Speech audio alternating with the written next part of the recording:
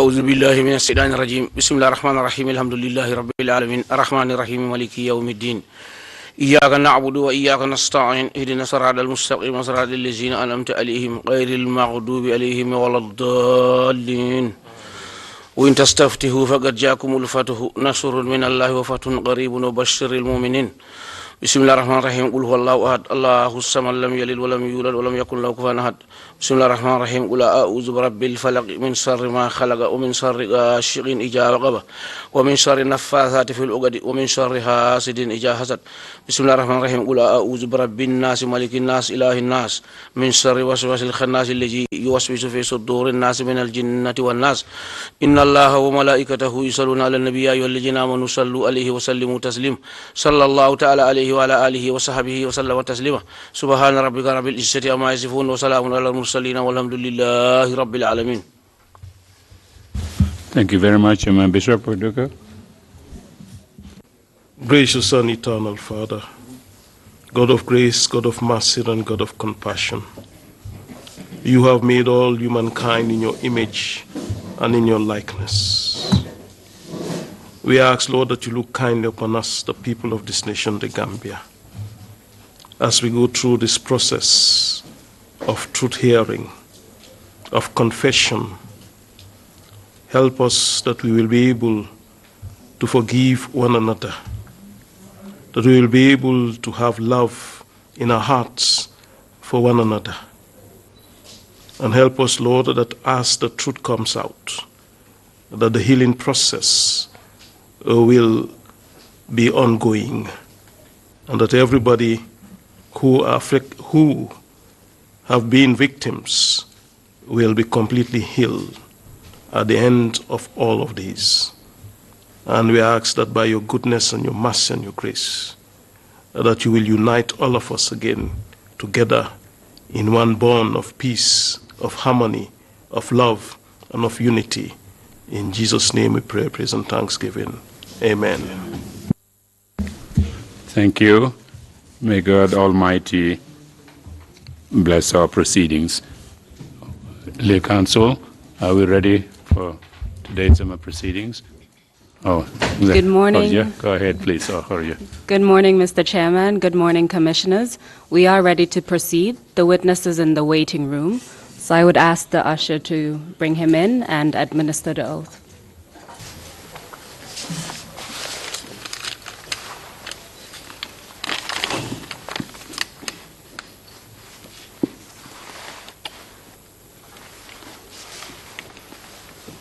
I, Baboucarr Ba, I, Baboucarr Ba, do swear that do swear that I will speak the truth, I will speak the truth, the whole truth, and nothing but the truth. nothing but the truth. So help me God. So help me Allah. Thank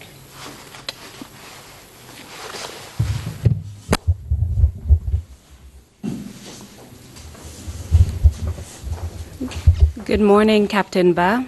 How are you this morning? You have to press the green button on the mic, exactly.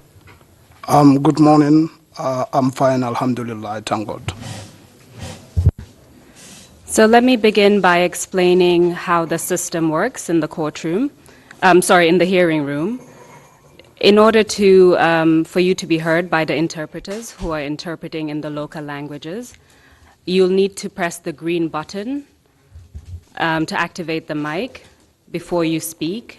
And after you finish speaking, you'll need to press it again to switch it off. Allow a few seconds, then I will speak by switching it on, switching it off, and then a few seconds again, and you will speak. So that's just to ensure that the interpretation goes smoothly and the transcription also goes smoothly. Do you understand that? Yes, I understand. So as you know, my name is Horeja Balagay. I am the Deputy Lead Counsel. It is my role to question you today on behalf of the commissioners. I will ask a few questions in relation to your background to start off with.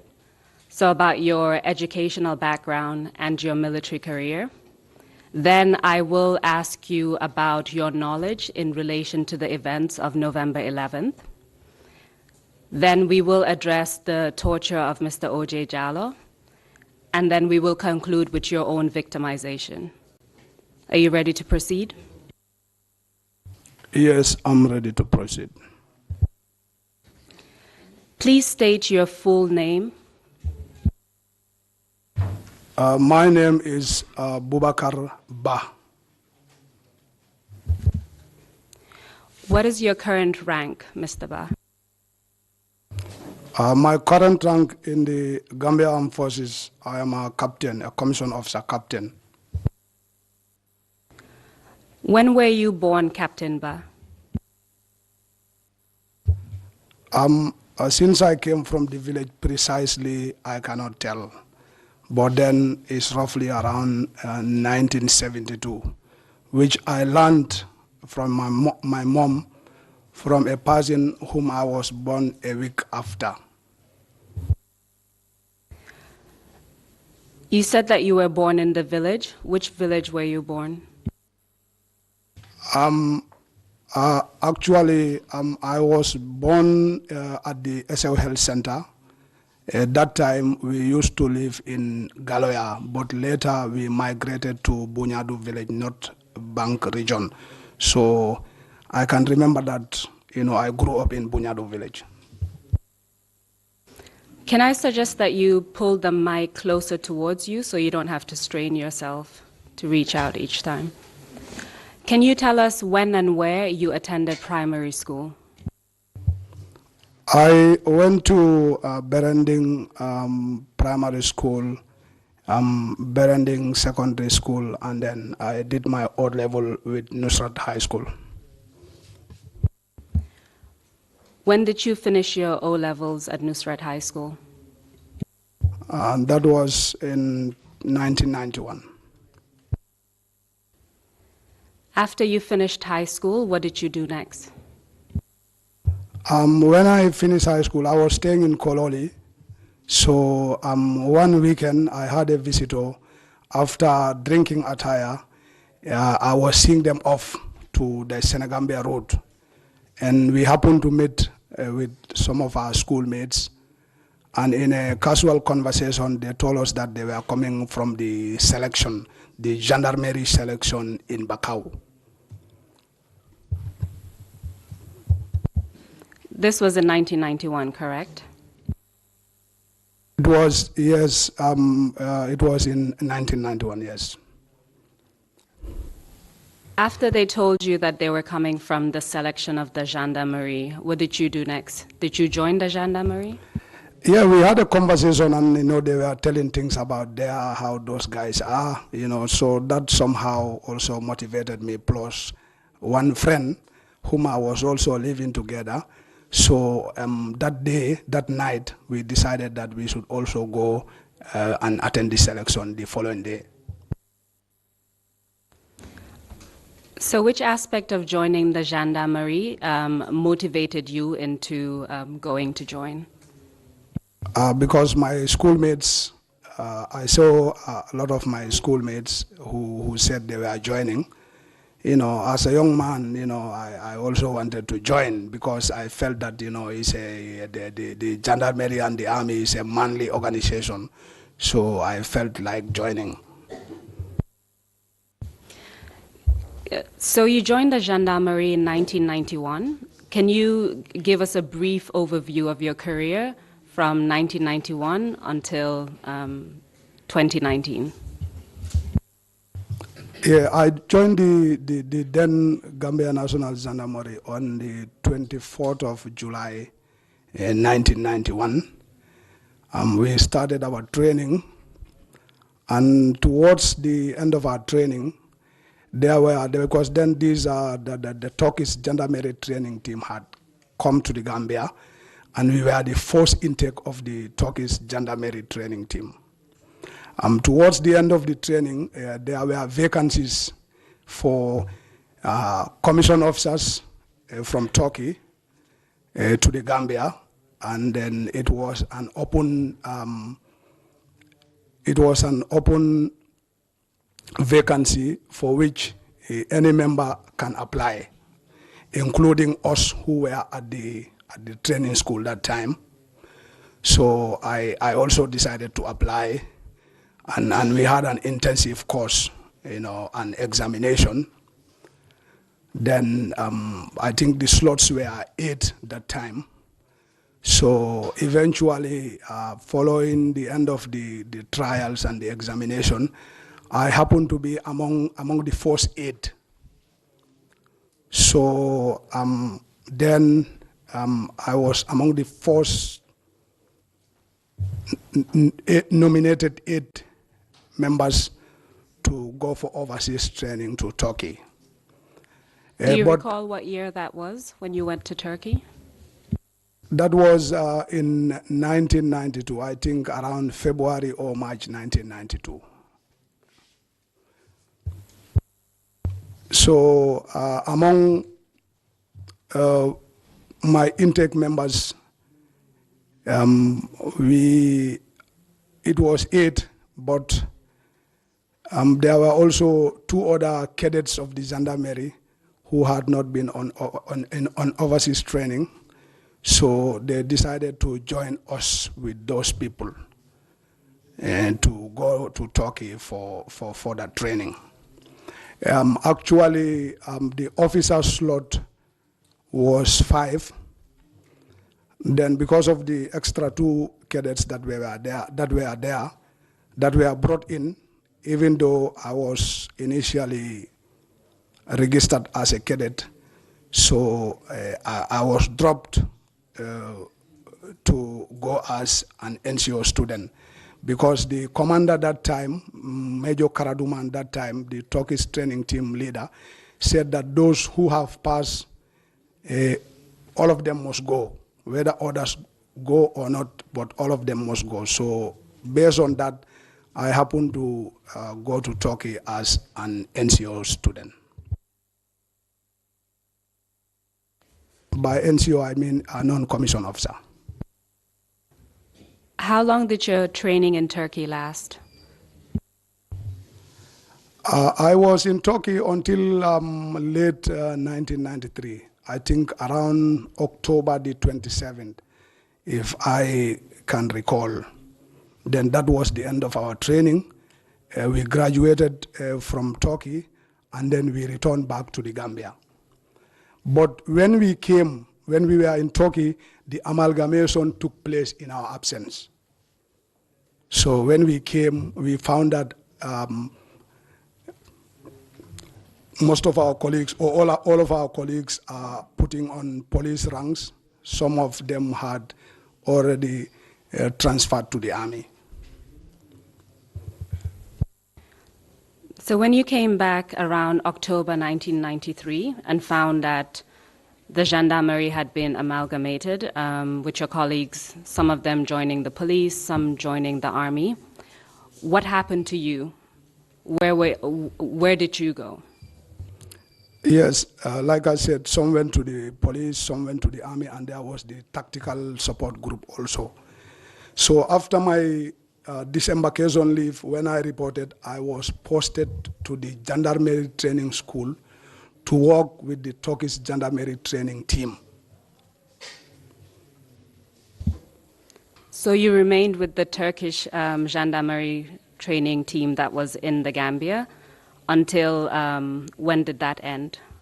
I reported to the Gendarmerie training school, and I remain and continue to work with the Turkish Gendarmerie training team. I continue to work with them closely as an instructor, as a logistic officer responsible of the feeding of the school, and also liaising also between them and the tactical support group headquarters in Banjul.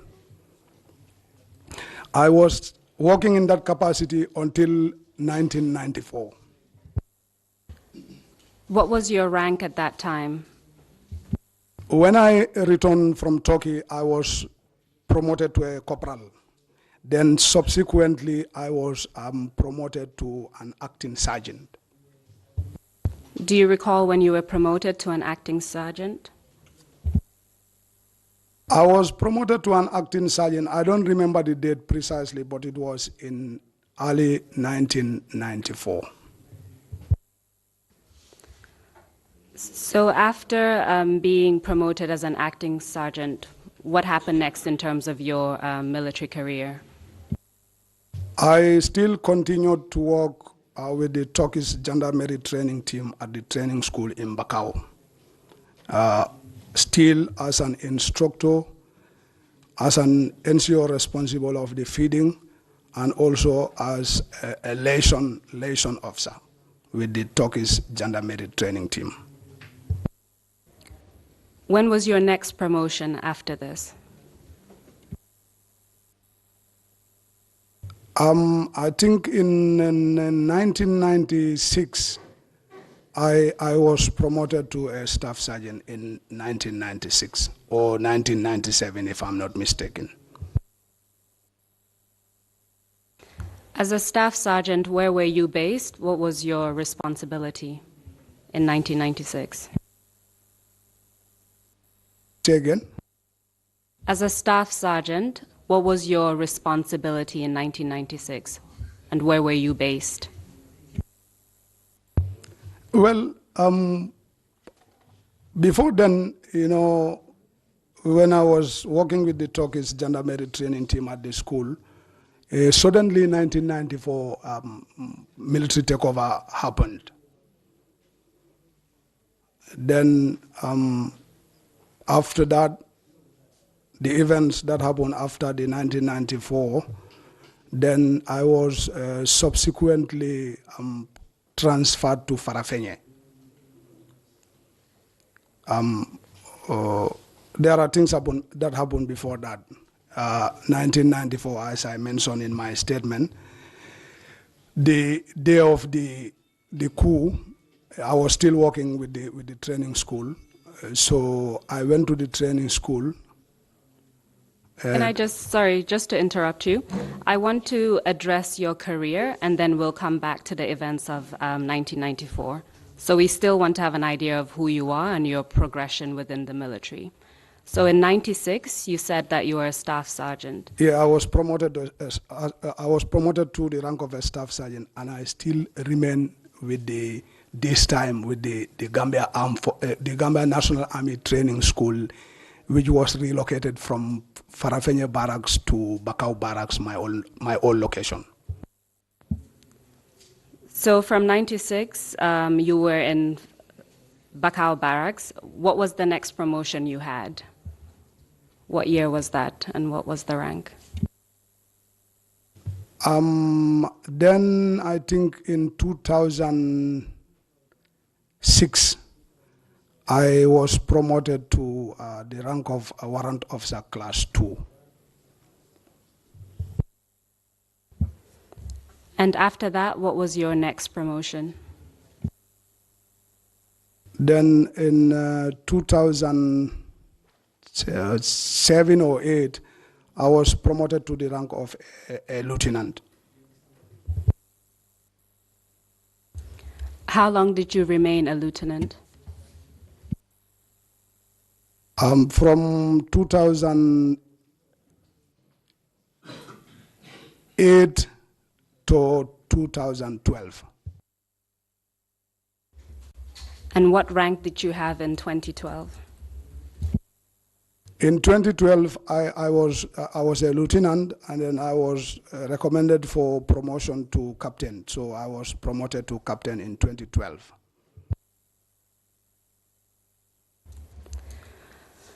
Throughout this period, you told us a bit about your training in Turkey. Did you receive training in other countries? Yes, after my first returning from Turkey in 2004 again, I was nominated to go and do a course in Turkey at the Combat Engineering School in Izmir, specializing on munitions and explosives. That was in 2004. I came back. Then when I was promoted to, in 2011, before I was promoted to captain, I was also went for a course to India. I did a 2-month course in India, Gwalior, in southeast of Delhi. Then when I came back in 2012, I was promoted to the rank of captain, and the same 2012, I was nominated to attend the Army War College in Istanbul, Turkey, where I had 2 years training from 2012 to 2014. And I came back almost towards the end of 2014. So if I'm right, one of your areas of expertise is munitions. Is that correct? Correct. Munitions, mines, and explosives.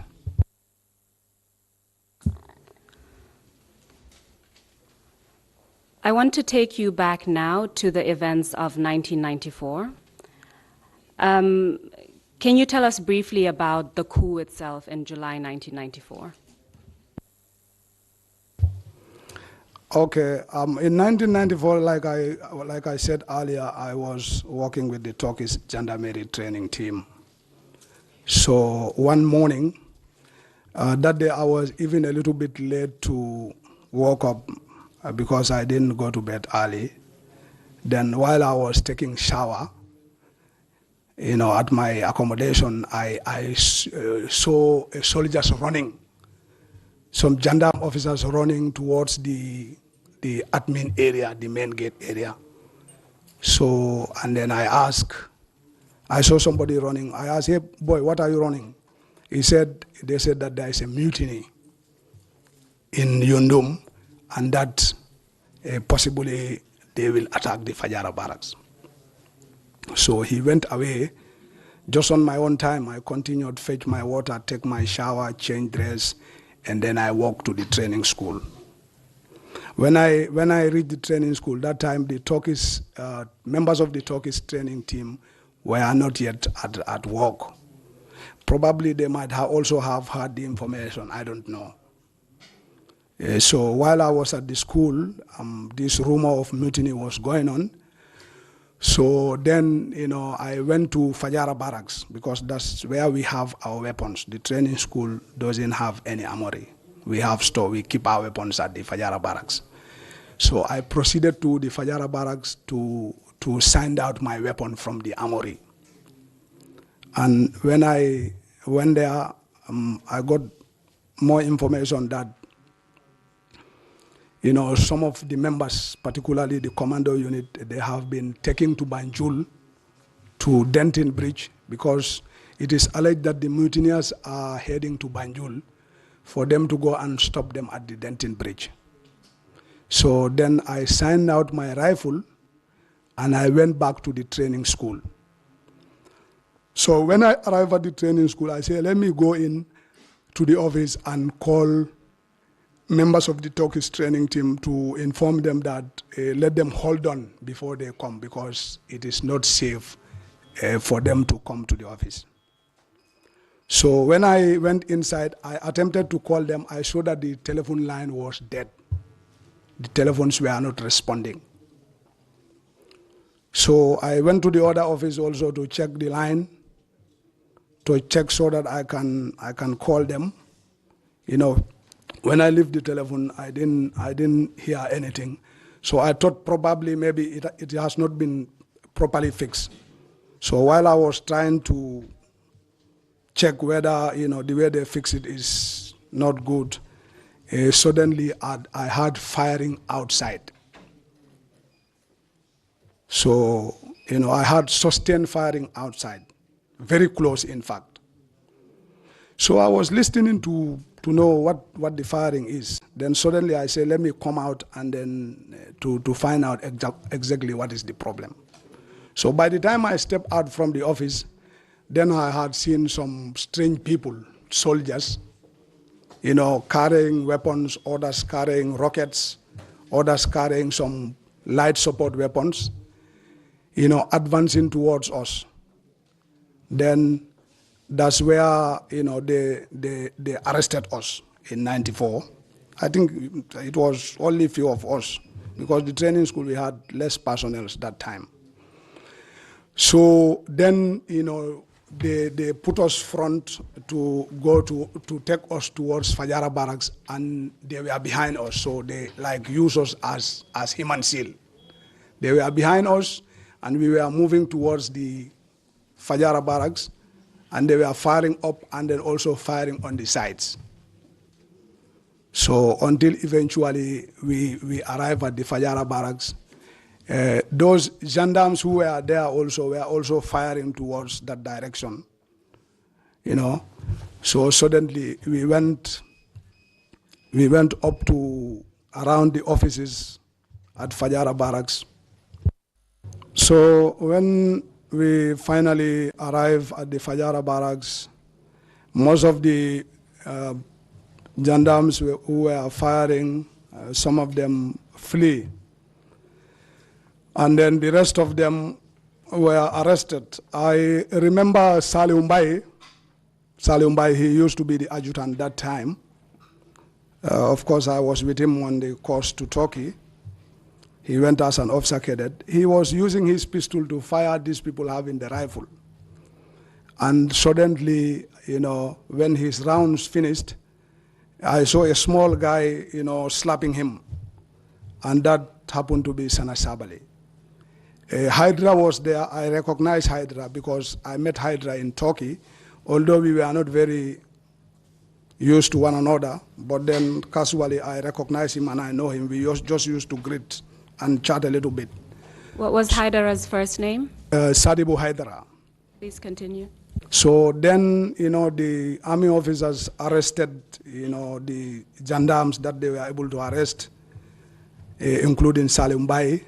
And then we had a truck, Gendarmerie truck at the camp. So now Hydra and Sabali were negotiating whether to allow the gendarmes to join or, you know, to do what. So at that time, there was one, I think, Corporal Conte. He is still at the Fajara barracks, Ibrahim Conte. So he had an exchange with Sana. Actually, I don't know what happened, but he was very rude to Sana and he was insulting.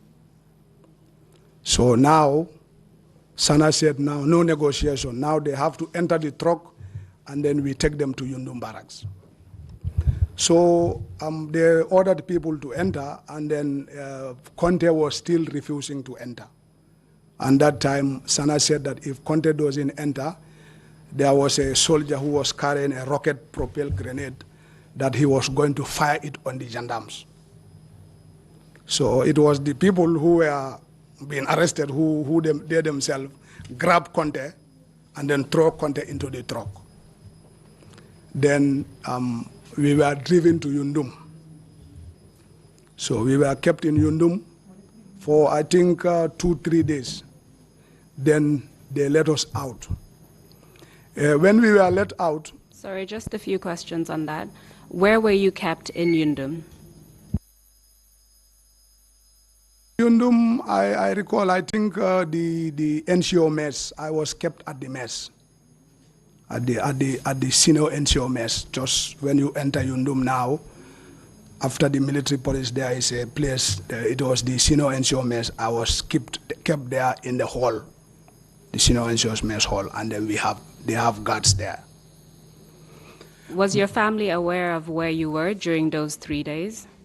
No, my family was not aware because I was living alone. I was not married. I was living alone. My family lives in the North Bank. But my brother, who is here, Osman, came to contact to see what is wrong with me well after that. So after these few days when we were released, then I went back to Fajara barracks. Before going, we heard that, you know, the army officers are breaking into people's houses in Fajara and then stealing their items. You know, and then I had valuable items in my house that time, you know, including that time a video and a standard television, which was not much. Most of the soldiers used to come to my house to watch movies that time. So straight away from Yundum, I run straight to my house. Fortunately, at my building, I have found that it is a corner building. The army had established a guard post there. So my house was not broken into. I came, I greeted the guards, and I opened my house, and I checked my things, and everything was intact.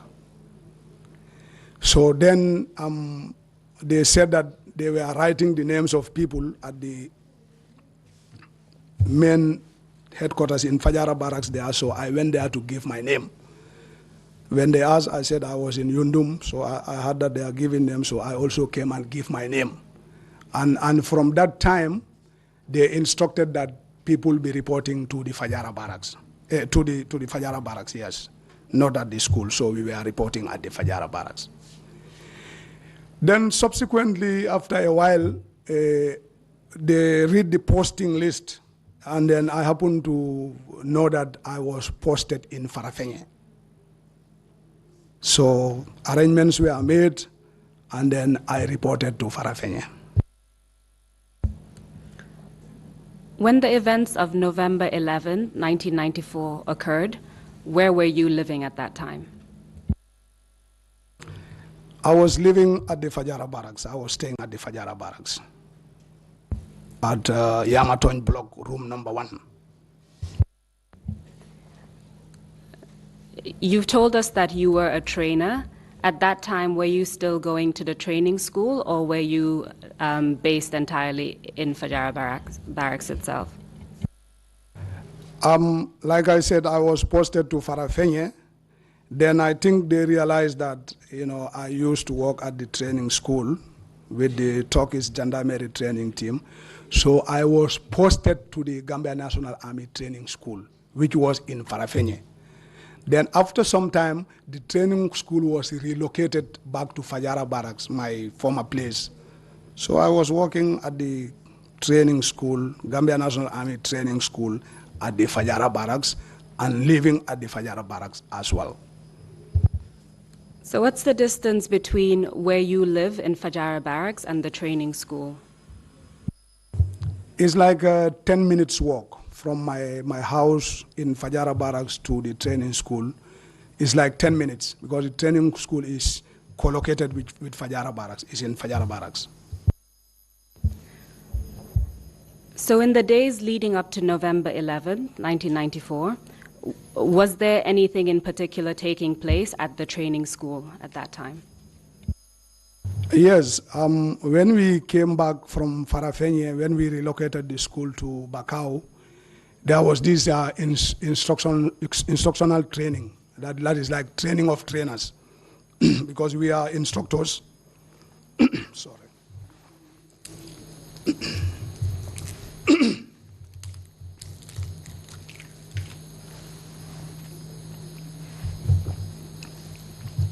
We are instructors, of course, preparing to train potential trainers at the training school.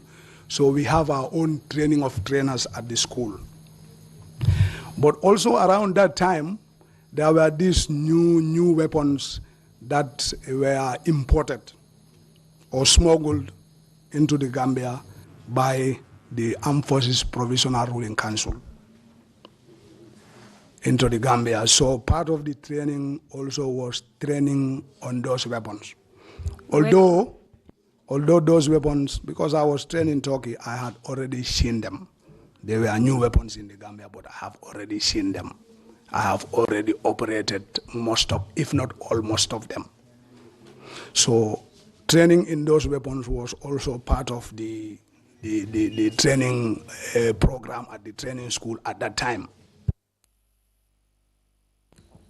You said that the weapons were imported or smuggled. Can you tell us from where? Well, they said they were smuggled from Ukraine. They were smuggled from Ukraine. Also, when I saw the weapons, because these are Soviet-made weapons, because every region, when they produce certain weapons, there are some characteristics that are peculiar to them. So when I saw the weapons, I knew they are from the former Eastern Soviet states. So when I got the information that they are from Ukraine, in my mind, I agree that they must be from Ukraine. So can you tell us what kind of weapons we're talking about? These were varieties of weapons. We had the AK-47, but we had, among them we have AK-47, but it was a modified AK-47 with the grenade launcher. It can fire bullets, and it also has the ability to fire some grenades. These 40-millimeter grenades. It can launch 40-millimeter grenades. Among them also we had the PKMS. These were the modified PKT, which used to be produced by the Soviets, but down the time they modernized them to PKMS, and they have got the bipod and tripod, some leg light for supporting fire, light supporting, medium supporting fire to a section or a platoon. Well, we know you're an expert on these weapons, but we're not. Can you please explain to us what a PK is? You mentioned PK. PK actually is named after a Soviet brand. The meaning is there, but I forget the meaning. We had the PKT, we also had the PKMS. But like AK-47, Andrew Klasnikov, 1947, PK also have got a brand that it is named after, but precisely I cannot remember right now. So this training was going on in the training school in the days leading up to November 11th. Is that correct? Correct. I want to find out what you know about the incident of November 11th. Where were you at that time? November 11, I was at the Gambia National Army Training School, and I was still residing in Fajara Barracks. Can you tell us the events of November 11th as far as you experienced it?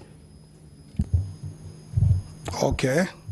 Actually, that weapon course was going on at the school, and the course ended on the 10th of November, 1994. So the following day was supposed to be the Army Day. There is usually a ceremony, and the course ended on the 10th. So the course participants were supposed to obviously graduate on the 11th. Then usually after the training, you do weapon cleaning and then return the weapons to the armory. So we did that on that day. We returned the weapon at the armory. But on that day also, my brother Osman, this one sitting here, he had problem with the wife. And the wife went to Busumbala. So around that time, I was making negotiations with Usman to go and pick the wife because the wife was pregnant. So when I left early that day, on the 10th, that afternoon, I went to Usman in Kololi. Then from there, our other brother, Amadou, I went with Amadou. We drove to Busumbala to go and pick my brother's wife. But when we arrived there, the guy where my brother's wife went had gone for work, and definitely we cannot pick the lady until the guy is back. So he was late to close from work. I think around 9 o'clock. He closed around 9 o'clock. He came. We had a lengthy talk, He gave some advices. And finally, myself, the lady herself, my brother's wife, and the brother who drove us, we picked her and came back to Kololi to drop her to Usman's house. I think that was around 10 or after 10, something like that. I spent little time there, and then Usman told me that, okay, I said to Usman, I'm going. He said, why not you stay? I said, let me go because tomorrow we are supposed to graduate. So he said, okay, go with Amadou. He will drop you at Fajara. So Amadou drove me with the car back to Fajara. Around that time, the Fajara barracks was not fenced. It was just this local barbed wire fence. Most of the areas had already collapsed. So there were a lot of routes in and out of the Fajara barracks. So when he drove me up to the corner of the fence at Fajara, I said, just drop me here because this is the shortcut to my house. So he dropped me there. That was around 11, to 11 or around about that time. So when he dropped me there at the corner of the fence there, because Fajara Barracks is such that around that time, the admin area is fenced, but the rest of the place is a local fence. So I dropped there, I took the shortcut to go to my house. As I was entering the camp, I was halted. Some two guys, shouted, "Halt, hands up." But it's normal when you are on sentry. This is normal in the army. When you are protecting a place, if a strange person is approaching there, you are expected to, do certain SOPs, certain standing operational procedures you have to apply. So when they say, "Halt, hands up," I stood and I raised my hands up. So they say, who comes there? I said, "It's me." "You who?" I said, "It's Sergeant Ba, training school." They said, "Okay." When you know the person already, you say, "Okay, go." If you still have doubt, you can still pose more questions on the person, So they cleared me, then I went to my house. Usually the camp around that time used to be very lively. After work, the soldiers, they all have, music sets in their houses, and then, people used to play loud music. The blocks, the accommodations are always lively. People are playing music, everywhere. People are, running helter-skelter, making jokes, to make it lively. So when I arrived at my block, I saw that, the status quo is different. I didn't find almost nobody at my block, Yamaton block. So it was strange to me because it was not very late. It was around 11, maybe few minutes after 11. So I was wondering what is going on. So I opened my house, I sat, I started to play some movie. I used to have a pile of movies in my house, and every time the instructors at the training school, soldiers, I don't even know them, they used to come and enjoy films in my house. Then, suddenly one Sana came, Sana Bio. He was working under me. He was a cook at the training school. He was working under me. He is late now. He came. We greeted. I said, "Sana, but this place is very lonely." He said, "Sir, there is an information that, tonight some enemies will attack the camp. Some mercenaries will attack the Fajara barracks in the night." So I was wondering, some enemies will attack the camp in the night? I said, "Okay." I said, "The enemies, where will they come from?" He said, "They don't know, but they said that some foreign enemies will attack the camp." I said, "Okay." So I sat in, he went. He said he's going. So he went. So I sat in my house for a while. I had a second thought. I said, but if in my mind, now I'm talking to myself, some rhetorical questions to my own self. I said, if that is the case, and since I work at the training school, why not I go to the training school to find out actually what the issue is? So I prepared myself, I took shower, then I dressed up in uniform. Then I went to the training school, which is just 10 minutes walk from my accommodation. When I arrived at the training school, I didn't see nobody at the training school. The training school was empty. There was nobody. So I went into our office. I sat for a while, and I didn't hear anything. I didn't see nobody. So I said, now, since we are co-located with the Fajara barracks, let me go to the main headquarter area of the Fajara barracks to actually try to find out, to verify this information. So I left the training school, back to my house. Then from there, I went to Fajara barracks. That was now maybe around 11:30 towards 12. So when I arrived at the Fajara barracks, I found that night the armory is open. And then I find some few people, not knowing already there, I think so many people have taken the weapon. I knew after that, I will explain subsequently. I saw some guys collecting some weapons from the armory. The armorer was my class. He's my badge mate. We call it class.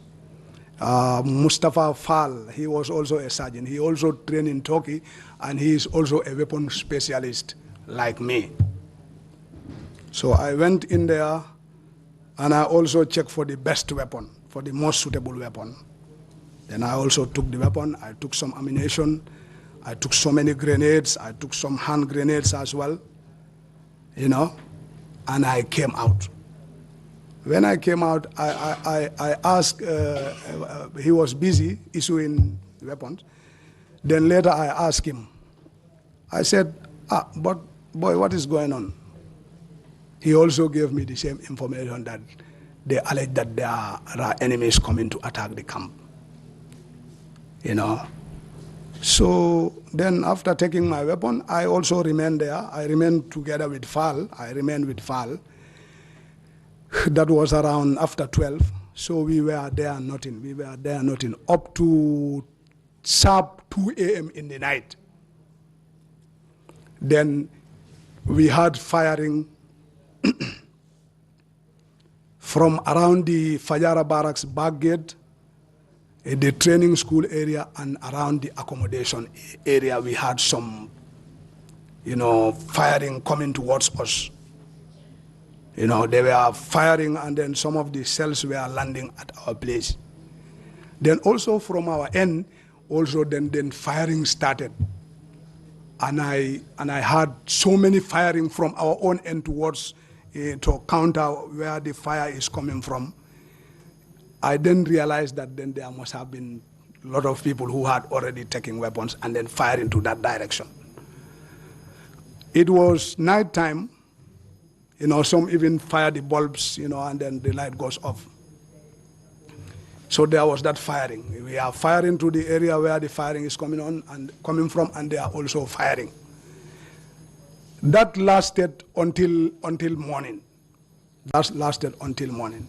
But what happened was when from 2 a.m. to around 6, when I exhausted my ammunitions. I was left, of course, with some grenades. Then myself and Fall, we decided to leave the camp by the main gate. When we left the camp, we went up to where the trust bank is now in Bakau, at around that roundabout. Then I separated with Fall there. Fall went his way, and I also went my way. I went to Bakau. I was still hearing firing. It's a boy I know. We are from the same village, so I went there. So I was there. It was not very far from the camp, and I was still hearing the firing. You know, and the firing was dying down a little bit, and I also heard the firing. So there was like firing, sustained firing, until after a time there was sporadic firing. So I said to myself, but I don't think I should remain here. I think I should go back to the barracks. So I decided to go back to the barracks. So when I went, until I was about to reach the gate, I was having some grenades. So I removed the grenades and then hide them somewhere at the fence corner to go into Fajara Barracks to see what is the situation. So I entered via the back gate. It was still dark. It was dark. I saw soldiers, some few soldiers away, far from the gate. So I entered. I thought they will halt and challenge me like before, the night before. But they didn't tell me anything, so I proceeded to my house. Then when I proceeded to my house, I take shower and I changed dress. The uniform I was putting on, I removed it and I put on another uniform. So now, then after that, I went to the training school. When I went to the training school, I didn't see nobody.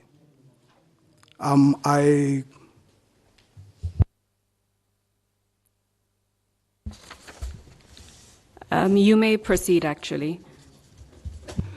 So when I went to the training school and I didn't see, I saw Sana. Sana told me that the other instructors have already reported to the Fajara barracks area.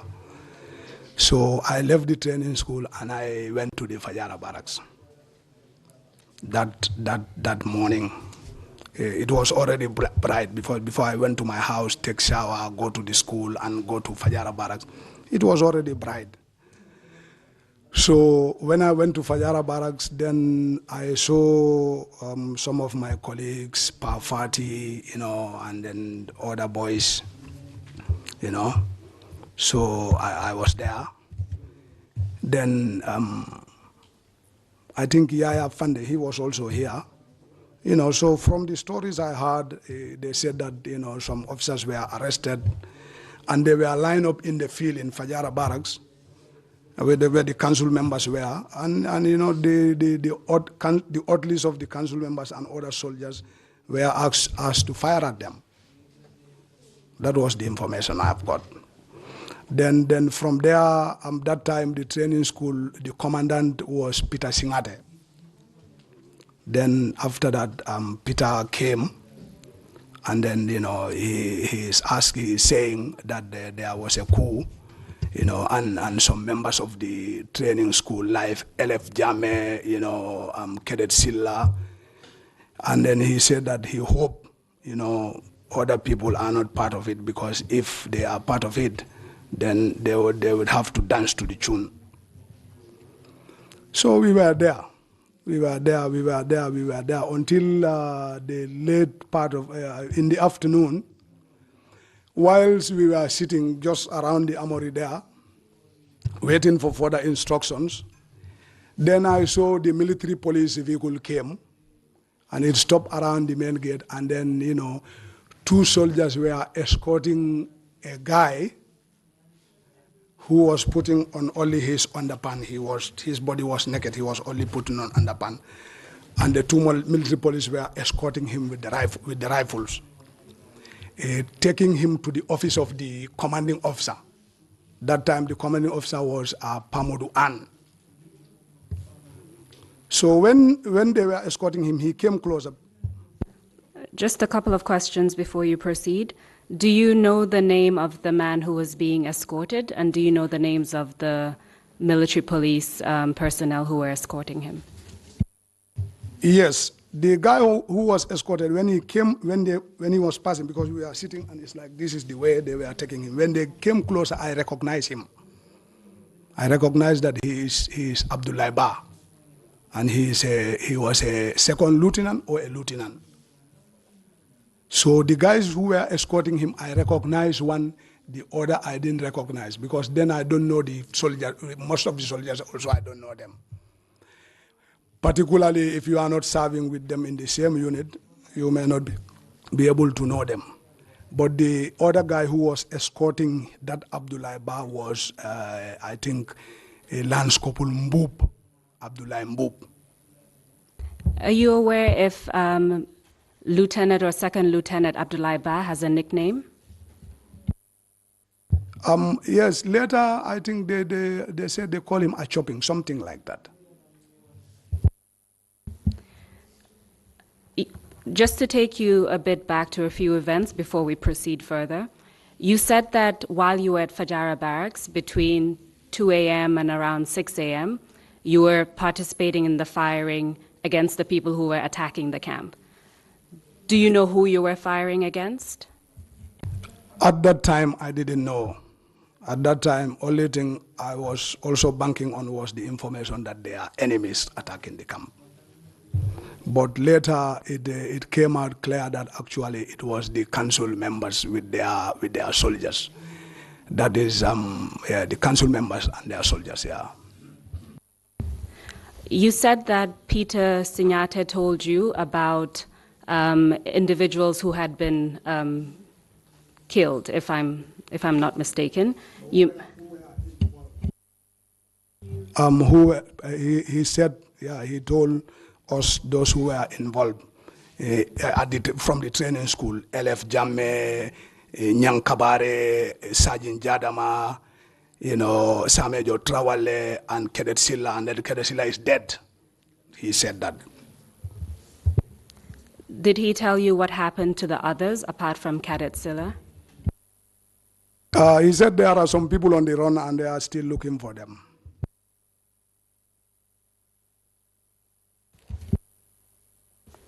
Did he give you any other information as to, for instance, who those people who were on the run were? Yes, obviously we were all at the training school as training instructors. They mentioned that Sergeant Nyankabare was on the run, Sergeant Jadamai was on the run, Sir Major Trawale, I think, was arrested or something like that, you know.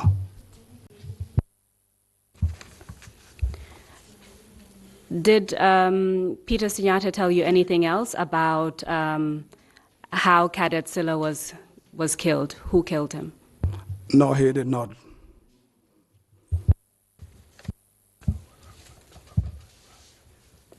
Did he tell you anything else about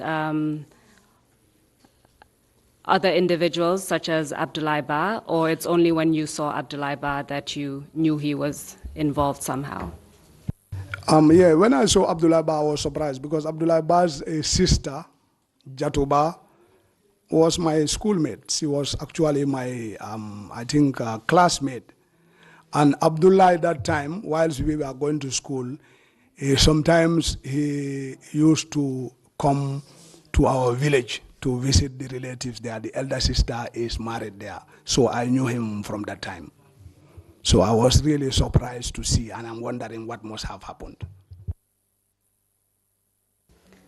So you told us after this, you went back to Fajara Barracks. Is that correct? After the conversation with Peter Sinyate. Yeah, we were at Fajara Barracks, and then, you know, we were still at the Fajara Barracks. So then later that day, we returned our weapons, and then, you know, they asked us to go until Monday we come. Did you receive any further information between that period and Monday when you reported back? Yes. So when I returned my weapon at the armory, then they asked us to go and come on Monday. So I decided to cross. Banjul is not far. I crossed the ferry and I went to our village, where I spent that Saturday, and then Sunday in the evening I crossed back. Then when I crossed back, then Monday I reported to the training school. So what I'm trying to establish was whether you received any further information about the events of November 11th after you left the barracks and crossed over to another village. Did you receive any further information about what happened in relation to November 11th? Yeah, when I came back on Sunday, I heard that, you know, there was an execution on Saturday. You know, in Yondum Barracks, they mentioned around the Nyambai Forest or C4 area. You know, I received that information. But Monday when I reported at the school, Peter was our commandant. He was a second lieutenant that time. You know, he gathered all the instructors, you know, and then he's saying that, you know, there was an attempted coup, and then, you know, there are some people on the run, there are some people also, they are trying to investigate to know those who are involved, and, you know, any of the instructors who is involved in that, you know, that some people have already been killed. You know, anyone who is involved in it will also have the same fate, you know. So he was gathering, you know, people in the hall, and then we sit there, and then we are looking at each other, you know, and he is telling that. He is telling those things.